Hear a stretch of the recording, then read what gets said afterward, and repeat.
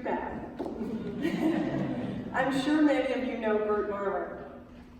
He grew up in Framingham and as a co-op student at Northeastern began his career at The Denison in 1955. I met Bert in early 2014 as we were getting ready for our Denison exhibit.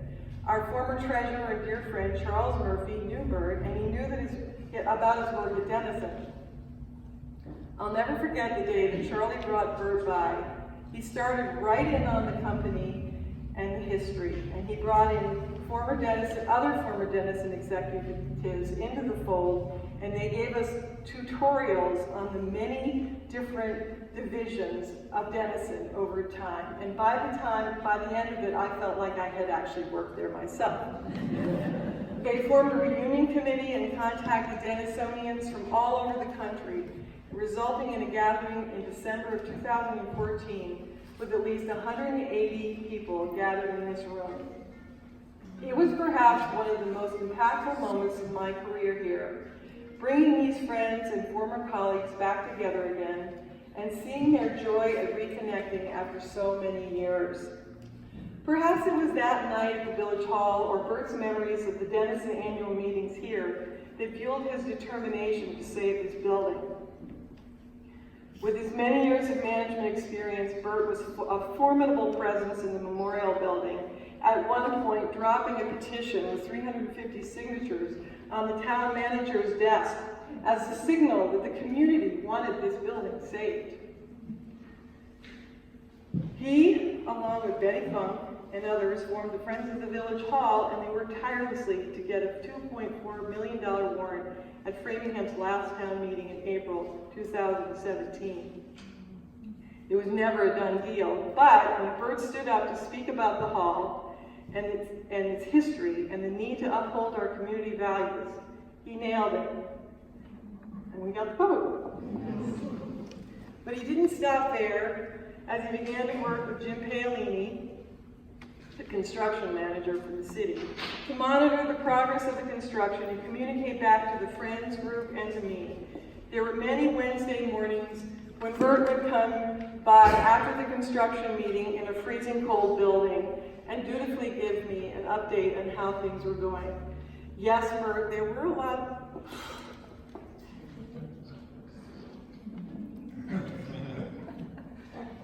Come on up here. There were a lot of people, but no one worked as hard as you.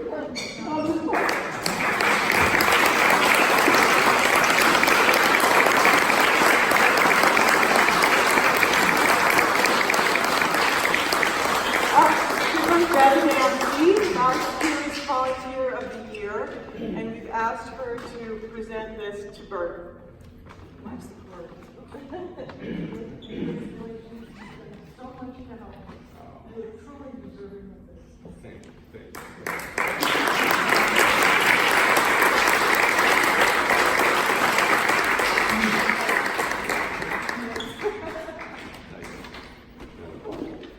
You can't give me an award and a microphone at the same time. So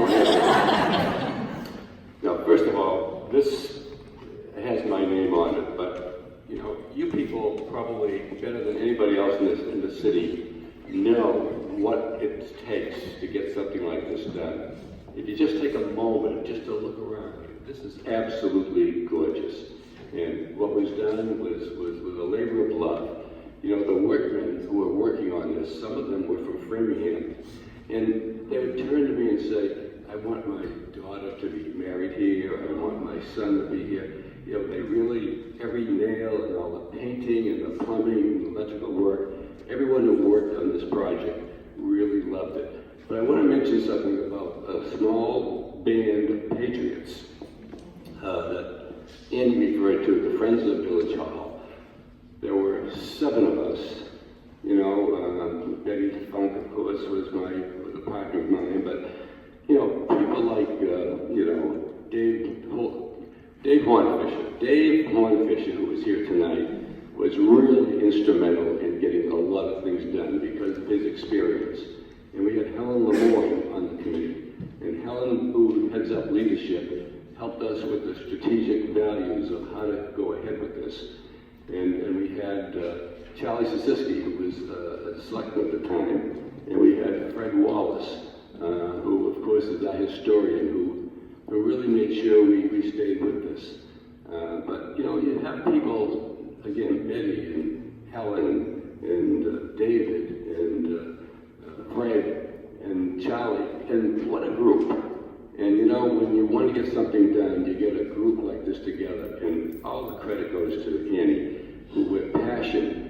I mean, what we did, besides collecting 350 names, a little more than that, we went and knocked on doors, we went and politicked in town hall, because you know, this has been going on for, I thought, just a decade, 10 years, people trying to get this done. I'm hearing tonight that this has been going on for 20 years, that people have been trying to get this building restored and made handicap accessible.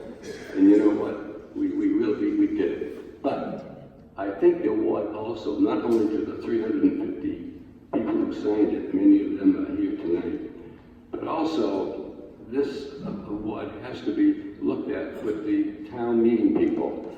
I'll never forget that we had 111 members of town meeting in this hall. And year after year, this hall, the village hall, was always put into the wish list. It was always the last item. They said, well, if we can get to it, we'll do it. So year after year, Village Hall was placed in the capital funding program as the last thing to do.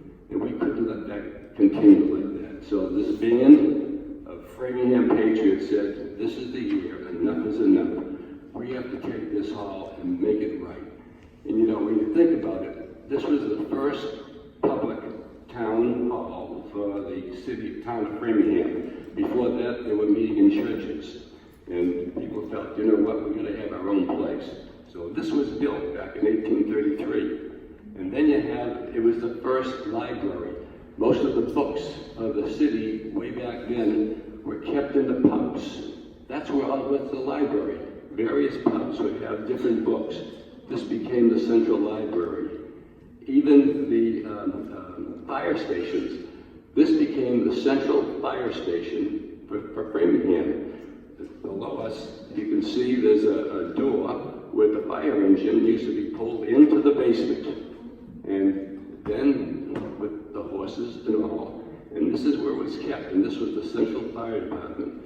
And on top of that, it also was the first multi-classroom for the city of Framingham. But what we said to the people, to our townspeople at the time, we said, you know, Boston has Faneuil Hall, Philadelphia has Independence Hall, we have Village Hall, and we're proud of it. And thank you all for helping us make that happen.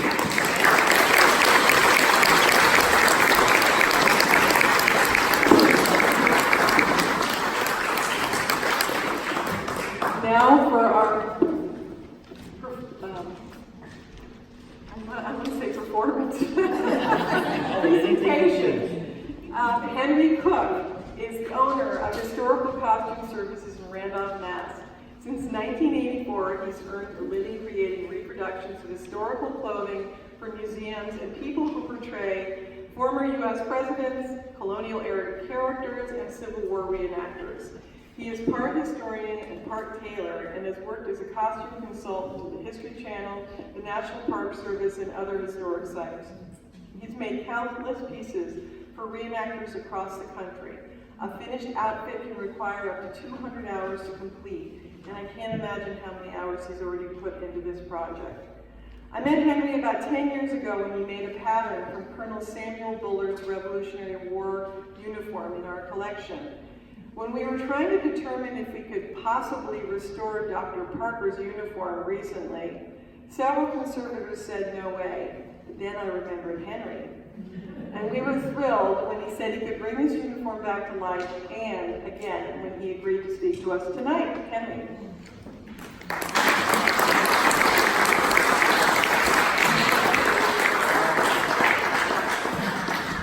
First, I want to thank you all. Thank you, Annie. As the chairman of the board at Historic Stetson Hall in Randolph, which we restored over a 10-year period, almost 20 years ago, up to 10 years ago. I commend you, I congratulate you for a hard job and well done. You have a lot to celebrate. You have a magnificent building, and your walls are painted the same color as ours. You have a lot of wonderful history, and I'm pleased to be asked to be part of it this evening. As I said to a few of you this evening when you came in and you were looking at some of the artifacts, we're going to be doing a little bit of history. We're going to do a little bit of history detective work because when I came here about a year ago and they said, well, we've got Dr. Parker's uniform, his diplomat's uniform, and I got the little capsule history about Dr. Parker and being a diplomat to China and being a surgeon, being a missionary, classic tale of success. And then they opened the giant box, the box that was 8 feet long, that on the ride home, the dog climbed up and rode home on the box in the car. And luckily she wasn't getting anywhere near the objects, but I was entrusted with your precious objects. But when I saw it over at the History Center, I said, okay, maybe I bit off a little bit more than I should have. I looked at this thing and I said, oh my God, it looks like a Swiss cheese. And I need to know more about it. So I set off over the course of the past year, and several on and off attempts works at restoration of the uniform, of various components, trying to find out the buttons, and a number of other details. And that, for me, was the fun part. That constitutes the history detective part. And I want to share some of that with you tonight, along with the history of the Honorable Reverend Dr. Peter Parker of the Earth Fair City of Framingham and of Canton in China. And I'm going to start. I got coaching on this, so don't worry, I won't mess it up too much, I hope. The time. You gotta have a time limit. He was born today, 1804. So I want everybody stand up because he would appreciate this. We're gonna sing happy birthday to Peter Parker. Come on, up we go. Happy birthday to you. Happy birthday to you. Happy birthday, Peter Parker. Happy birthday to you. All right. We're off to a good start. The second good start occurred about 2 hours ago when I came in with my flash drive, and all the pictures were still on it. He attended Amherst College and Yale University. He studied medicine in New Haven. He found his calling in medicine at a young age here in this town. He found his calling as a minister of the Christian faith. Didn't start out that way. He didn't like to go to church. He probably didn't like to go to a meeting. But by and by, things work out. And he decided he wanted to be a missionary. Not like the missionary from my hometown of Randolph, who ended up going to Brunswick, Maine. Real sexy, exciting place that is. He could have gone, he said, I want to go to Smyrna, or I want to go, he could have gone out to the Pacific Northwest, as so many people did, to get away from organized religion. So probably the last thing they want is a missionary prodding them to do good stuff. Instead, he took up the challenge of being a missionary and minister in China and practiced medicine initially in Singapore. In 1844, I omitted a very important part of the story. On March 29, 1841, he married Miss Harriet Webster of Washington, D.C., related to Daniel Webster. She was related to the senator from Connecticut, who was also involved in many things diplomatic. When he ran into problems with the American Missionary Society in the 1840s, after several years in country, where he learned the language, where he learned fluency in Chinese from the street to the court, because he treated everybody, he established a hospital in Canton, China, which was an ophthalmic hospital for treating eye diseases. He performed cataract surgeries, 8 of them in a day. Oh my gosh. That just kind of amazed me. This is in the age when they gave you a little bit of opium and said, bite on this. Try not to think about what I'm about to do to you with this sharp needle, poking it in your eye. At the end of the first year, he had over 1,000 patients. After the second year, he had 2,000 patients.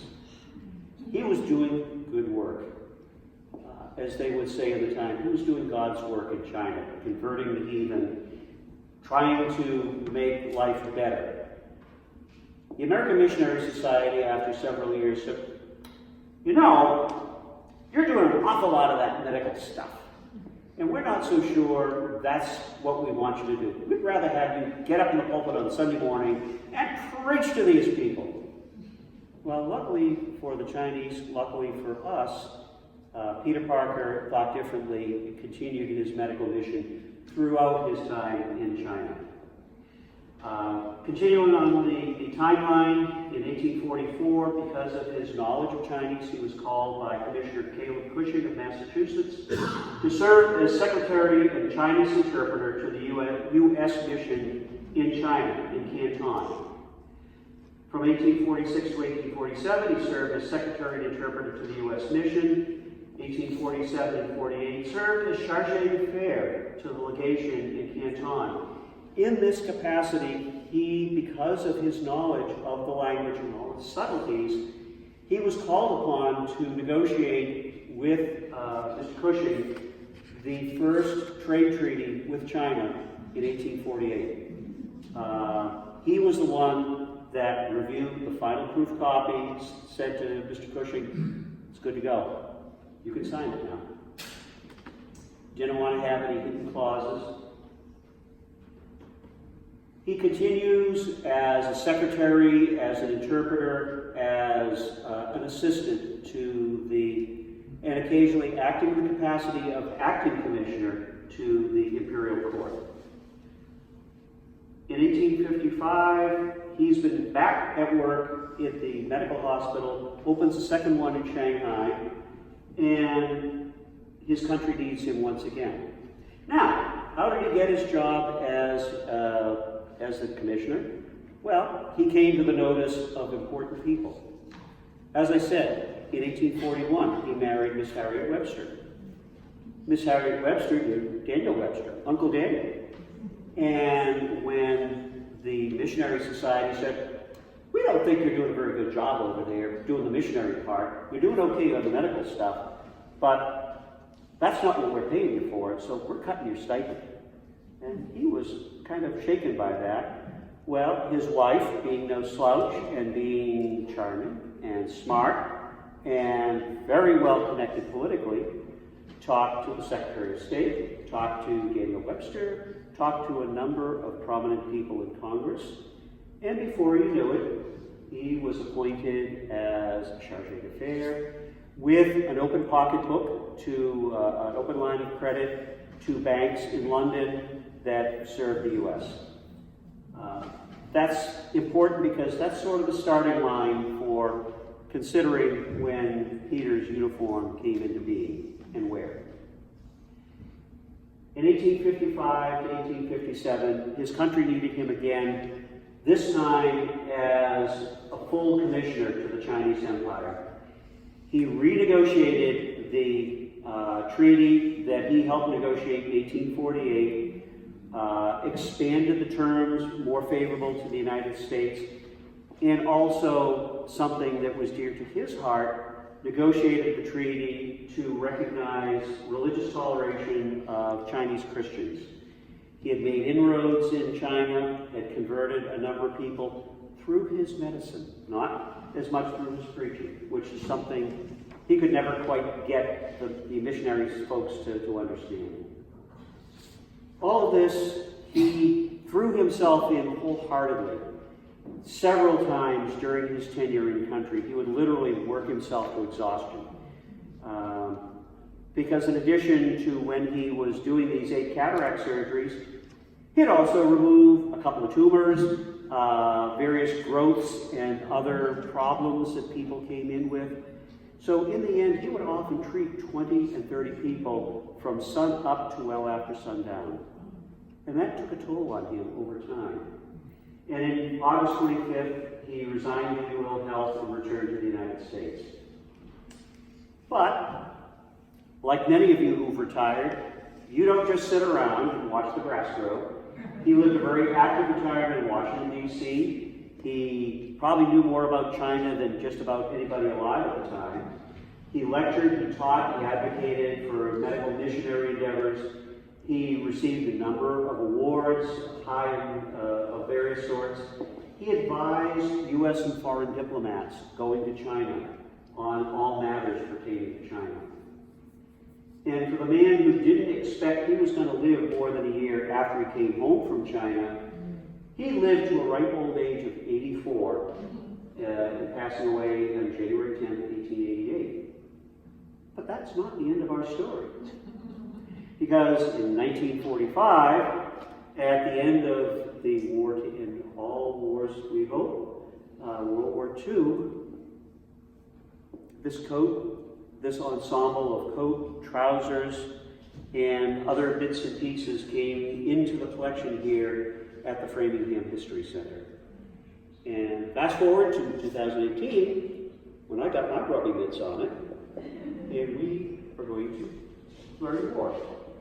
Now, Peter Parker was part of a long line of traders and other folk from the U.S. who, beginning in the 1790s, came to Canton and Macau and Hong Kong. But for the Americans, it was primarily Canton. This is a reverse painting on glass showing what they call the factories, showing the port of Canton on the Pearl River. To orient your mind to present-day China, today it is the Chinese city of Guangzhou, and on the Pearl River, and there is still the United States Embassy in Guangzhou. This was the only place on mainland China outside of Hong Kong where Westerners were allowed to trade with the Chinese. It is a small enclave, maybe about a quarter of a mile wide, maybe a quarter of a mile deep, square along the Pearl River. And that's where you had a series of warehouses. We can see in this image each country flying its national flag, including our own Stars and Stripes. Another image around 1805, preparatory to another painting, shows the busy harbor with various Western vessels and Eastern vessels mingling in the waters along the Pearl River. And there's a painting that resulted from that sketch. However, all was not harmonious in Canton. There was often unrest as Chinese and American and foreign Western merchants clashed over trade, and on 3 different occasions before and during Peter's tenure in country, there were riots in Canton. The people stormed the streets, and in this case, in 1822, burned the port of Canton to the ground. And you can see the folks. I'm going to try this. I was told this is a pointer, and it works. But you see people with blue coats. They are the evacuees from the town. And people on shore are the rioters burning the town down. That included houses, shops, both Chinese and Western shops. of trade. But it was a lucrative trade to be had. The port was quickly rebuilt. This is the view in the 1830s of the rebuilt town, with a few additional buildings along the wharves. And lastly, a map in the about 1840, about the time that Peter Parker comes to Canton to do his work. We have the American Warehouse, we have the American and English Gardens. These were workshops, these were residences. This was where the Chinese commissioner had his residence. That is where Peter took up his residence and had his hospital, was in this enclave beginning in 1836. After another bout of unrest, one of the emperor's ministers visited Canton in 1856 during the time that Peter was our commissioner in China, and they received a military welcome. This is the British artillery and British redcoats lining the way to the diplomatic quarters in the back. So they put on quite a show. The show of diplomacy requires special attire. You don't dress like an ordinary merchant. When you're meeting with heads of state, then and now, you are expected to comport yourself as a representative of your native country.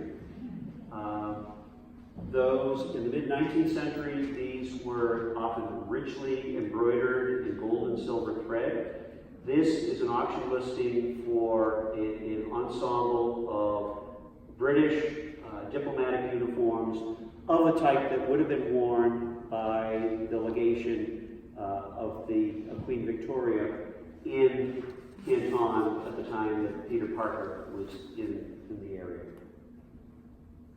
The Americans could get all fancy dressed up too. I never realized till last fall that Washington Irving, aside from being a fantastic writer of great stories, was also a diplomat. In the 1820s, he was a diplomat to the court of Queen Isabella II in Madrid. And this is his uniform in the collections of Historic Hudson Valley, now Sleepy Hollow restorations.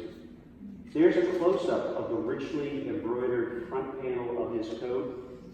And I show you this because at the time I was trying to figure out, where was Peter Parker's coat made? Maybe if I look at a bunch of original uniforms of American diplomats, maybe I could puzzle it out as to where the coat was made. In this particular case, here's a detail of the pocket flap, and you see these very Spanish or Moorish designs in the kind of the scroll work and the curlicues sitting alongside the oak leaves and acorns that form part of the decorative elements of an American diplomat's uniform in Spain. Okay, well, Peter Parker's coat doesn't have all that frou-frou on it. Let's see what else we got. And there's the cuff. Well, it's got some nice oak leaves on it. It's got a nice button. That nice gold button was made in Paris, suggesting the uniform may have been made in Paris. Okay, well, Peter Parker went to Paris. I discovered that in reading his biography, which I'm happy to share with you because I learned a lot. But that wasn't quite what I was looking for. And the trousers were nice. They're dark blue wool, finished up with pretty gold buttons, all back marked with a shop in Paris. So, okay, Washington Irving got his clothes in Paris. And he got some of them in England. After he served as a minister in Madrid, he was called to serve at the court of St. James. This is what the English call the number 2 uniform for diplomats, in that it doesn't have all that dripping, heavy embroidery all down the front of it, but just something a little nice, little bit more austere, a little more tasteful, shall we say. Make note of that button. That's going to be important in a little bit. That is a button made by G.W. Boggett, Martin's Lane in London. Boggett and Furman, who is still a button maker of note in London, made most of the buttons for American diplomats in England. This is going to become important.